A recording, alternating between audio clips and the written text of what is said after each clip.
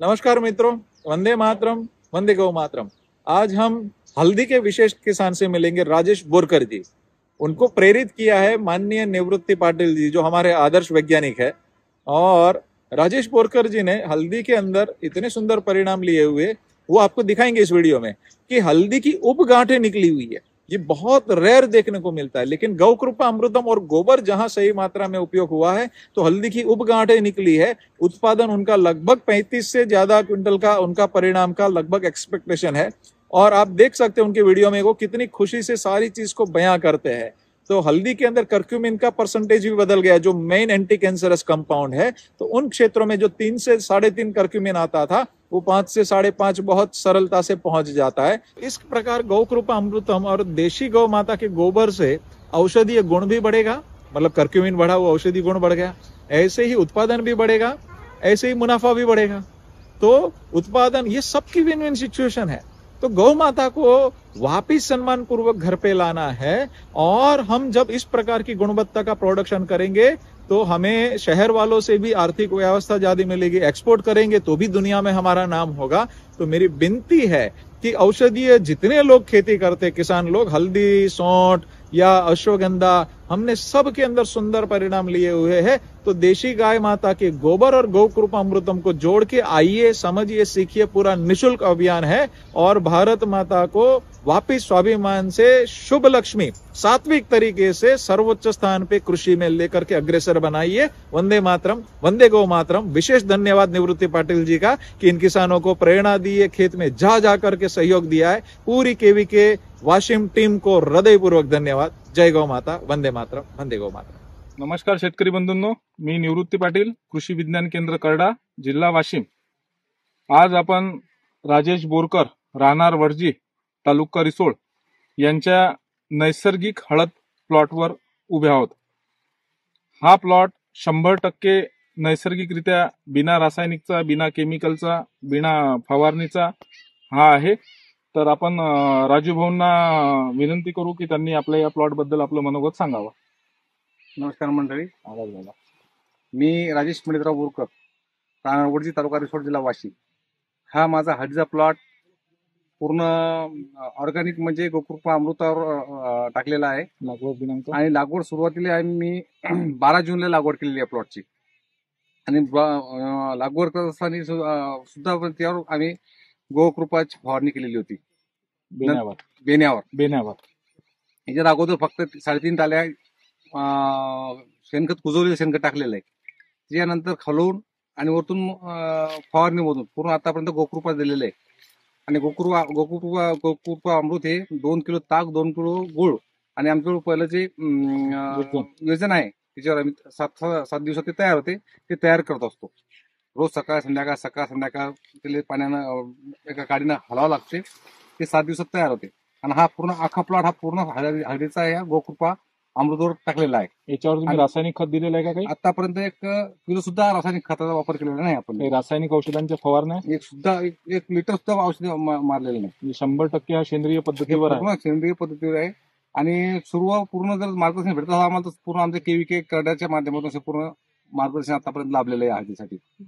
हे आमचे मार्गदर्शक पाटील साहेब पूर्ण त्यांनी सांगितलं होतं, एक प्लॉट आपल्याला रासायनिक सोडून आपल्याला काहीतरी गोकृपा करायचा, म्हणून त्यांच्या आग्रहानुसार हा प्लॉट टाकलेला आहे। आतापर्यंत जेवढे आम्ही प्लॉट पाहिले, मला तरी वाटते की हा या प्लॉट सारखा हिरवळ प्लॉट कुठेच नसेल याच्यावर गोकृपावर टाकलेला। जो गोकृपावर आम्ही प्लॉट टाकलेले आहेत त्या या रासायनिकपेक्षा कितीतरी पटीने हा गोकृपाचा प्लॉट चांगला वाटते। आणि याची ग्रोथ सुद्धा आता ही बघा, अजून याची पुरेपूर वाढ झालेली नाही। हे फुटवे बघा, याच्यातला मेन फुटवा कोणता आहे आणि नंतरचे फुटवे कोणते आहेत याच्यातलंही अंतर समजत नाही। प्रत्येक फुटव्याची साईज आणि प्रत्येक फुटव्याचा हे आकार हा एकदम चांगल्या स्ट्रॉंग पद्धतीने आहे। आणि याच्या कांड्या काय म्हणाल राजू भाऊ, हे याच्या कांड्यांची साईज बघा आता। आणि हे माझं पहिलंच वर्ष असल्यामुळे मला काही अनुभव नाही हळदीचं जास्त, मग काही एवढं सांगता येणार नाही की बाबा हळद कशी पिकवली जाते कशी नाही। सर्व मार्गदर्शन यांचं चालू आहे पटेल साहेबांना आमच्या।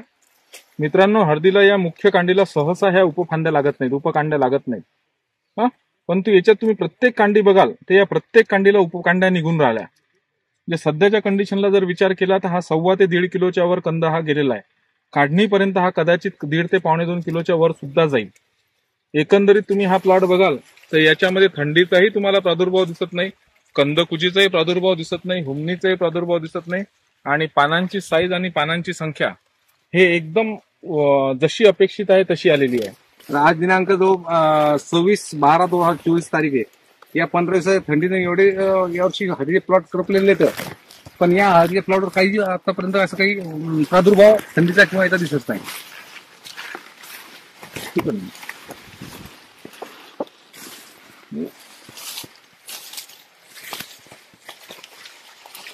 या पद्धतीचे फुटवे जवळपास सगळ्या प्लॉटमध्ये आपल्याला दिसत आहेत.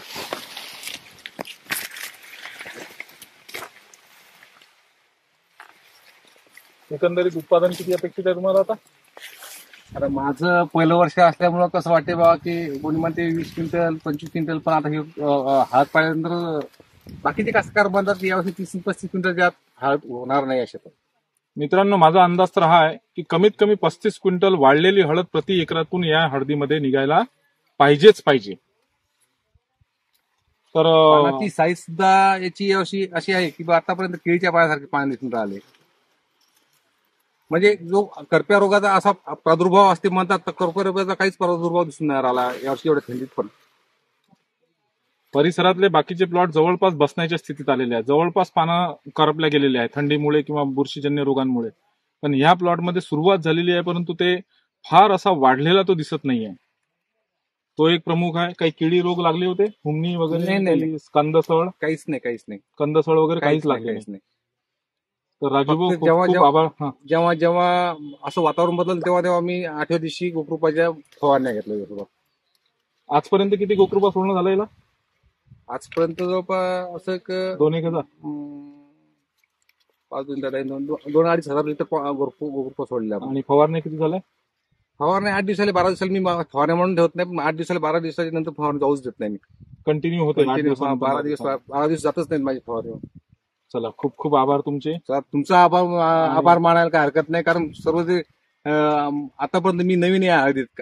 पहिलं वर्ष माझं, आणि लोक सांगतात की पहिल्या वर्षाच्या मानानं लोकांना थोडं माहिती मला मार्गदर्शन पाटील साहेबाचं आहे म्हणून. पण तुम्ही जसं म्हणजे सुचवता तेच प्रमाणात मी याची हे करतो, हळदीची मशागत करत असतो.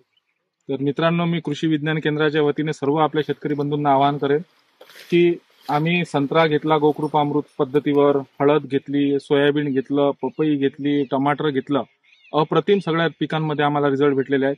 मी सर्वांना एकच आवाहन करेल की 2, 4, 5, 10 गुंठ्यापासून आपल्या नैसर्गिक शेती गोकृपा अमृत शेती पद्धतीचा वापर करणं सुरू करावा आणि आपला खर्च कमी करून उत्पादनात कशी वाढ होईल, जमिनीचं आरोग्य कसं सुधारेल याच्यावर थोडासा प्रामाणिकपणे प्रयत्न करा. मी राजूभाऊ बोरकर यांचे खरोखर मनापासून कृषी विज्ञान केंद्राच्या वतीने आभार मानतो. उत्कृष्ट प्लॉट तयार करून दिला. आणि गोकृपा अमृतचे जनक गोपालभाई सुतारिया, की ज्यांच्या अथक परिश्रमातून हे गोकृपा अमृतची निर्मिती झाली आणि आपल्यापर्यंत पोहोचलो आणि शेतकऱ्यांना त्यांचा फायदा होत आहे, मी त्यांचे सुद्धा खूप खूप आभार मानतो. धन्यवाद. जय गोमाता.